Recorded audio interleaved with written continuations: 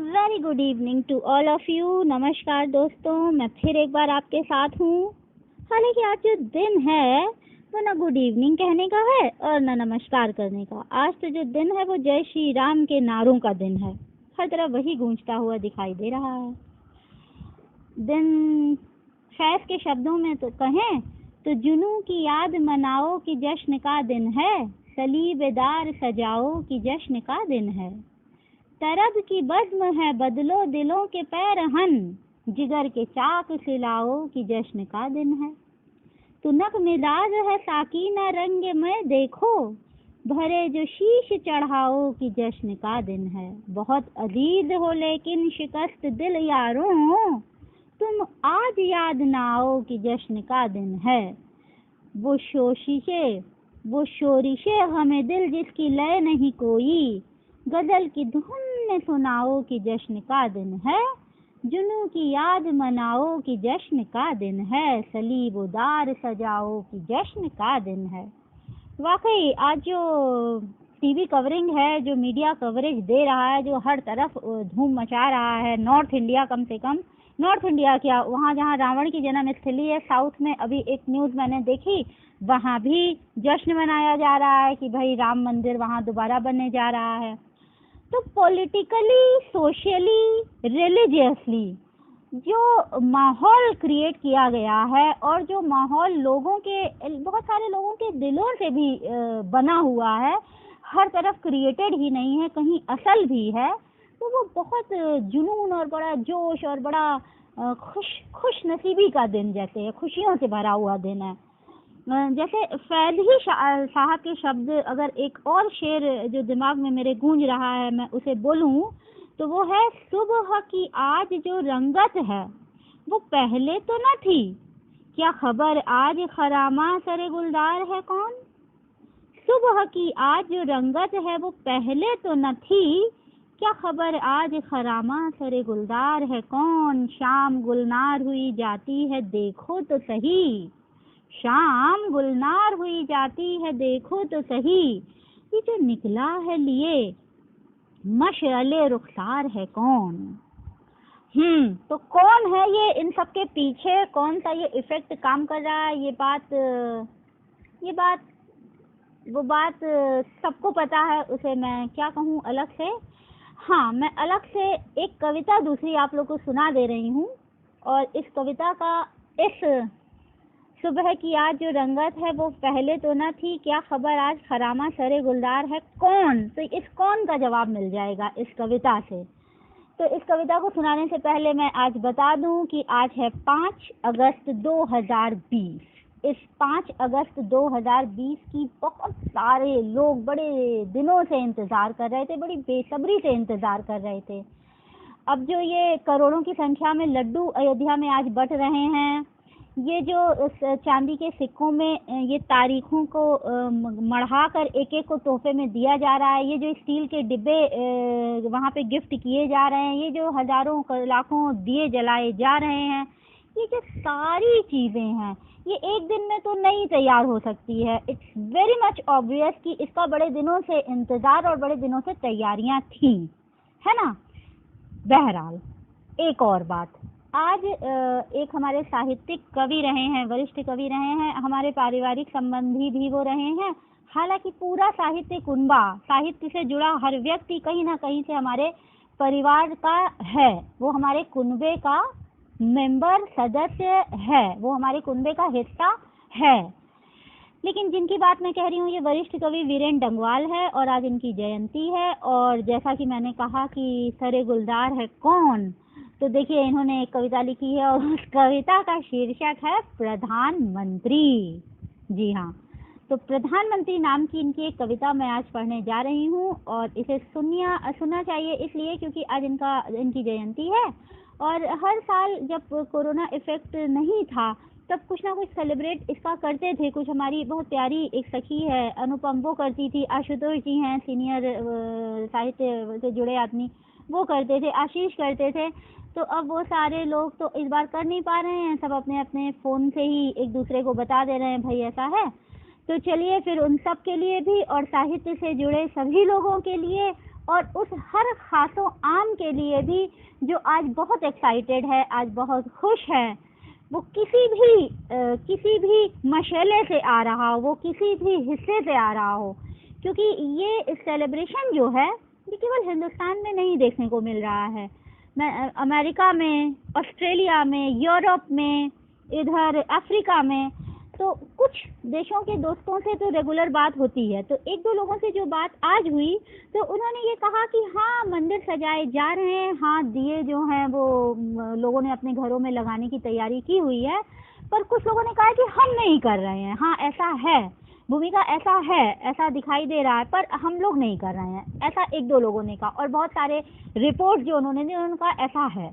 तो एक तरह से ये पूरा मतलब देश ईमान की बात है ही नहीं, मजहब की बात तो है ही नहीं।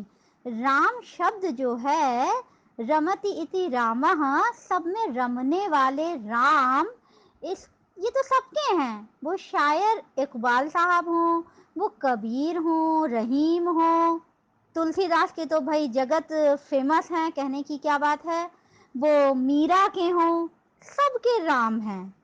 इकबाल ने कहा है राम के वजूद पे हिंदोस्तां को नाज, है राम के वजूद पे हिंदोस्तां को नाज, अहले नजर समझते हैं उसको इमाम हिंद। कबीरदास कह रहे हैं, चार राम हैं जगत में, तीन राम व्यवहार, चौथ राम सो सार है, ताका करो विचार। एक राम दशरथ घर डोले, एक राम। वहीं कबीरदास क्या कह रहे हैं? कबीरदास तो ऐसे हैं जो मस्जिदों को भी अपने दोहों में कोस लेते हैं, मंदिरों पे भी तंज कस देते हैं कि मैं तो चक्की को अगर पाहन पूजे हरि मिले तो मैं पूजूं पहाड़, ऐसा भी कहते हैं। और मैं तो चक्की को पूजूं जिसका अनाज पूरी दुनिया खा रही है, अगर पत्थर पूजने की बात है। मतलब वो इतने ज़्यादा कटु शब्दों में हर धर्म, हर मजहब और हर कर्म कांड को कोसने वाले व्यक्ति हैं, व्यंग करने वाले व्यक्ति हैं। वो भी राम के लिए कहते हैं, वो कहते हैं सब में रमे रमाए जोई, ताकर नाम राम अस होई। घाट घाट राम बसत हैं भाई, बिना ज्ञान नहीं देत दिखाई। आत्म ज्ञान जाहि घट होई, आत्म राम को चीन है सोई। फिर बहुत बहुत फेमस लाइन है ये कि कस्तूरी कुंडल बसे, मृग ढूंढे बन माही, ऐसे ऐसे घट घट राम दुनिया खोजत नाही। देखिए, तो कबीरदास हुए, रहीमदास हुए, मीरा का पायो जी मैंने राम रतन धन पायो, मतलब एक एक बच्चे को याद होने वाली, एक एक लड़की को याद होने वाली ये पंक्तियां हैं, कोट कर देती हैं इधर उधर कहीं से भी, है ना। तो राम तो फिर सबके हैं। तो ऐसा कुछ माहौल अगर बना है आज का, तो ये अकारण नहीं है, ये निरर्थक नहीं है, इसका बेस है, तब हैं ये राम सबके। अच्छा, एक बात और भी मुझे ख्याल आ रही है, मुझे उसे ज़रूर कोट करना चाहिए, क्योंकि ये गुरु ग्रंथ साहब में श्री राम का नाम जो काउंट करो, अब जो महान लोग हैं उन्होंने काउंट करके बताया है कि 5500 बार आया है। समझिए, 5500 बार, 1 2 10 20 25 नहीं, 5500 बार राम शब्द आया है। और अगर याद करूं दो एक लाइन, क्योंकि गुरु ग्रंथ साहब का पाठ हमारे घर में होता था, हमारा पंजाबी माहौल इनका था, अशक साहब का, जालंधर के, पंजाब के तो ये लोग ही हैं। और माता जी बहुत पाठ किया भी करती थी गुरु साहब का। तो मुझे ध्यान आ रहा है कि कभी सुना हो या कहीं ऐसा है वो कुछ, करम खंड की बानी जोरू, तिथय होरु न कोऊ होरू, तिथय जोध महाबल सूर, तिन माही राम रहिया भरपूर। आगे कहते हैं, तिथय सी तो सीता महिमा माही, ताके रूप न कथने जाही, ना ओही मरी है ना ठागे जाही, जिनके राम बसो मन माही। तो देखिए, ये भी है ना राम शब्द। अब वहां पर तो गुरु ग्रंथ साहब वहां तो एक किताब की पूजा करते हैं, वो तो सबसे हम लोग जब बात करते हैं कुछ दोस्त आपस में, तो हम लोग कहते हैं कि सबसे साहित्यिक धर्म कोई है तो गुरु ग्रंथ साहब वाला है, यानी कि हमारा इनका है, कंठी लेने वालों का। तो लेकिन अब देखिए यहाँ पर भी राम शब्द कितनी बार आ गया, 5,500 बार आ गया है। ऐसे ये पूरा मतलब दुनिया भर में एक सेलिब्रेशन का माहौल बनाने की कोशिश की जा रही है और दिखाई दे रहा है, जबकि इस बहुत पीड़ादायक एक खबर कल ही आई है जो बेरूत में हुआ है। ये जिस तरह से एक रौनकदार, एक रौनक से भरा हुआ, एक हंसता खिलखिलाता खुला प्यारा सा शहर आप खंडहर में तब्दील कर देते हैं, ये भी उसी दुनिया का ही एक हिस्सा है। तो ये सोचना चाहिए, ये सोचना चाहिए। तो आप जरा कविता सुने, और कविता का शीर्षक है प्रधानमंत्री। प्रधानमंत्री, आज रेडियो पर मैंने सीटी की तरह तीखी और सुरीली आपकी आवाज सुनी। सर्दियों के बीच चुकने की विजयी चहचहाट की तरह जनता आपकी जय जयकार कर रही थी। पूरा देश आपके कदमों पर लोटा पड़ रहा था। मैंने सोचा कितना मजा आता अगर मैं आपकी जगह हो सकता।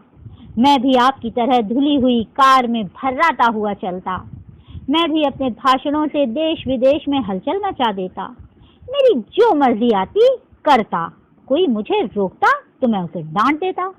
तब मैं 5 पैसे बचाने के लिए अपनी साइकिल में खुद हवा नहीं भर रहा होता। तब जल्दी मचाने पर पान वाला मुझे डांटता नहीं। तब मैं आपकी तरह साफ कपड़े पहनता। तब मैं होता तंदुरुस्त और भव्य। तब मुझे परेशानी नहीं होती कि चीनी का भाव 4 रुपए 30 पैसे हो गया है। तब मैं लोगों की किस्मतें बदल देता, महान देशभक्त और वीर होता। तब मुल्क से लेकर फाइलों तक की सारी गोपनीयता की शुरुआत मुझी से होती। हाय हाय कितना मजा होता। प्रधानमंत्री, मैं आपसे जलता हूँ। ये आदमी भी एक खुला चीज है प्रधानमंत्री, पानी की तरह साफ, शफाफ, निर्मल और तरल। पानी, आप उसे बोतल में बंद कर सकते हैं और कह सकते हैं पानी की बोतल। आप उसे नदी में छोड़ सकते हैं और कह सकते हैं नदी। आप उससे अपने पाखाने धो सकते हैं और कह सकते हैं धुला हुआ पाखाना। आप उसे शीतल पेय बना सकते हैं। आप उसमें सफेदी मिलाकर अपने चेहरे पर न खुलने वाली कलई भी कर सकते हैं। लेकिन जब वो किलबिलाता हुआ उठ खड़ा होता है और अपनी पारदर्शी मांसपेशियों की चोट से घबराई चित्त पड़ी चट्टानों को तोड़ने लगता है, तब वो पानी नहीं होता, तब वो होता है आदमी। आदमी यानी बहरहाल आपको उससे कोई ताल्लुक नहीं है प्रधानमंत्री। आप मस्त हैं, प्रसन्न हैं, आपकी जय जयकार है। सचमुच मैं आपसे जलता हूँ प्रधानमंत्री जी, मैं आपसे जलता हूँ।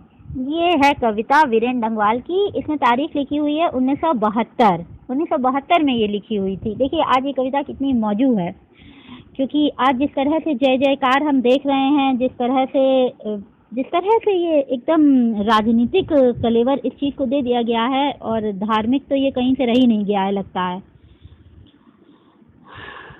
एनीवेज, तो ये जो 5 तारीख है ये इम्पोर्टेंट बहुत थी सारे प्राइम मिनिस्टर के फॉलोअर्स के लिए, बीजेपी वालों के लिए, आरएसएस वालों के लिए, विश्व हिंदू परिषद, दुर्गा वाहिनी वगैरह वगैरह के लिए बहुत इम्पोर्टेंट तारीख थी। और वो आज पूजा हुई, बहुत सकुशल हुई।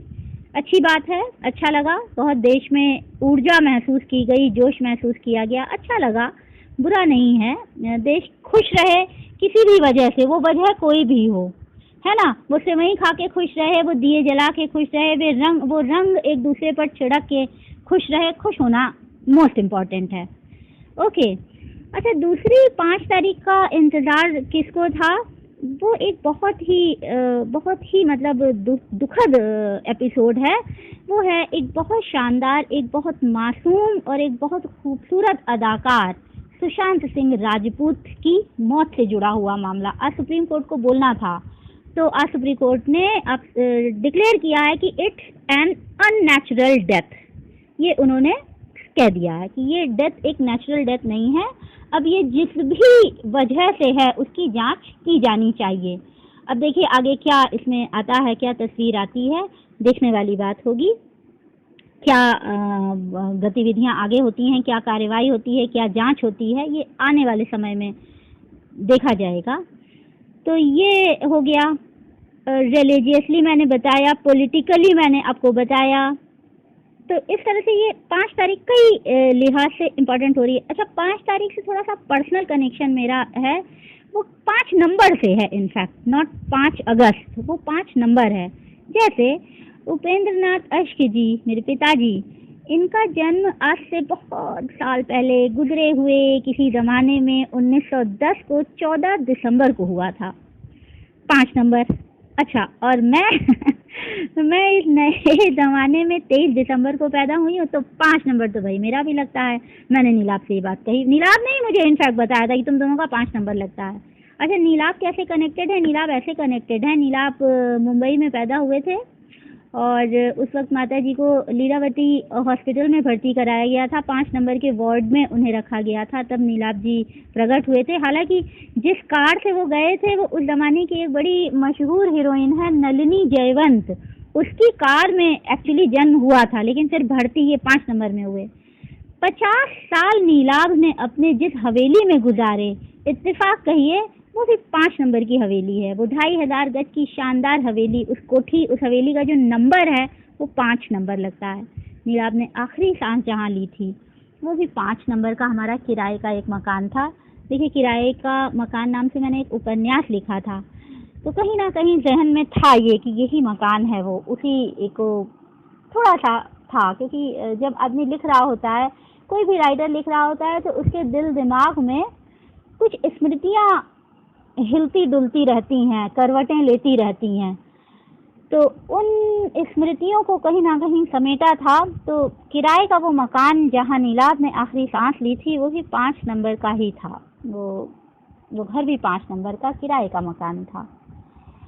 तो इस तरह से हम देख रहे हैं कि 5 नंबर, 5 अगस्त आज शाम हो गई है, अब ये ख़त्म हो जा रहा है, लेकिन आज 5 नंबर को कुछ बहुत इम्पोर्टेंट बातें हुई। अब देखते हैं, अब देखना यह है कि आने वाले समय में ये जो आज शिलान्यास हुआ, या तो फिर भूमि का पूजन हुआ, या तो फिर सुप्रीम कोर्ट ने जो ये कहा कि अननेचुरल डेथ है, ये इन सब का आगे क्या होता है, आगे किस तस्वीर में, ये किस शक्ल में हम लोगों को दिखाती है, क्या ये इब्तिदाएं हुई हैं, इसकी इंतहा क्या होती है, ये हम आगे आने वाले समय पर देखेंगे। और तब तक ठीक है, फिर नमस्कार, फिर मिलती हूँ। हिज्र की शब तो कट ही जाएगी, रोज़े वस्ल सनम की बात करो, इज़्ल अहले सनम की बात करो, इश्क के दम कदम की बात करो। नमस्कार।